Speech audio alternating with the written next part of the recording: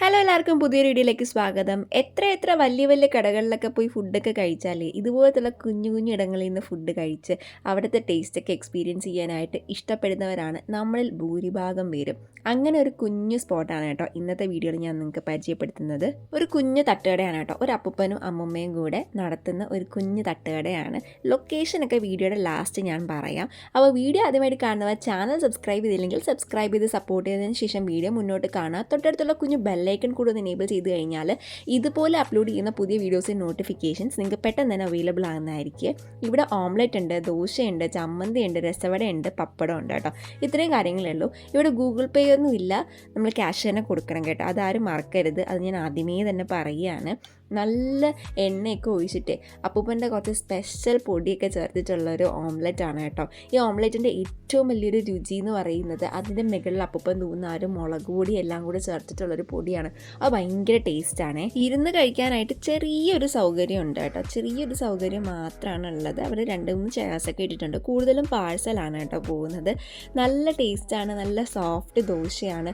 ചമ്മന്തിയും രസവടയും പപ്പടവും ഓംലെറ്റൊക്കെ കൂട്ടി കഴിക്കാൻ നല്ല ടേസ്റ്റാണ് കേട്ടോ. അപ്പോൾ ആ ഒരു രുചി ഇഷ്ടപ്പെടുന്നത് കൊണ്ട് തന്നെയാവാം കുറച്ച് പേരെങ്കിലും ഇവിടെ വന്ന് എന്നും രാത്രിയിൽ ഇവിടെ നിന്ന് ഫുഡ് വാങ്ങി കഴിക്കുന്നത് കേട്ടോ. നമ്മുടെ വീട്ടിലൊക്കെ നമ്മുടെ അമ്മുമ്മയൊക്കെ നമുക്ക് ഉണ്ടാക്കി തരുന്ന ദോശയുടെ അതുപോലുള്ളൊരു ഹോംലി ടേസ്റ്റാണ് കേട്ടോ. ഓംലെറ്റും ദോശയൊക്കെ ഉണ്ടാക്കുന്ന അപ്പൂപ്പനാണ്. എല്ലാ ഓർഡറൊക്കെ എടുത്ത് നല്ല രീതിയിൽ പാക്ക് ചെയ്ത് തരുന്നത് അമ്മുമ്മയാണ് കേട്ടോ. രണ്ടുപേരും ഈ ഒരു ഏജിലും വളരെ ഡിറ്റർമിനേഷനോട് കൂടി വളരെ ഡെഡിക്കേറ്റഡ് ആയിട്ടാണ് അവരുടെ ജോലി ചെയ്യുന്നത്. കറക്റ്റ് വൈകിട്ട് ഒരു 6:30-7 മണിക്കകത്ത് തന്നെ കട സ്റ്റാർട്ട് ചെയ്യും. പിന്നെ തീരുന്നതിനനുസരിച്ച് നമുക്ക് ഏകദേശം ഒരു രാത്രി 9-9:30 വരെയെങ്കിലും ഈ തട്ടുകട ഉണ്ടാവും കേട്ടോ.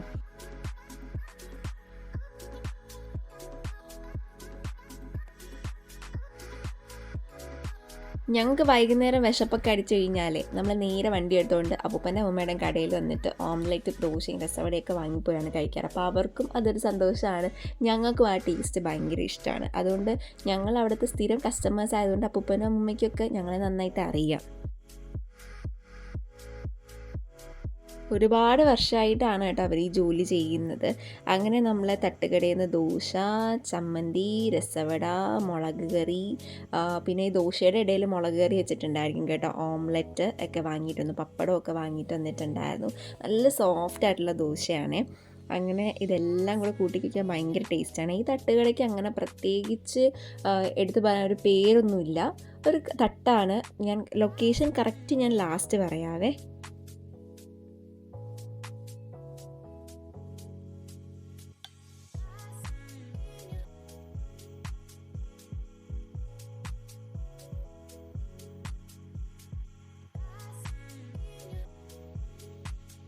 രസവടയും ഓംലെറ്റ് നിങ്ങൾ ഏതെങ്കിലും ഒന്ന് പറ്റിയാൽ 2 വാങ്ങി കഴിച്ചു നോക്കണം. നല്ല ടേസ്റ്റാണ്, ഒരു പ്രത്യേക ടേസ്റ്റ് തന്നെയാണ്.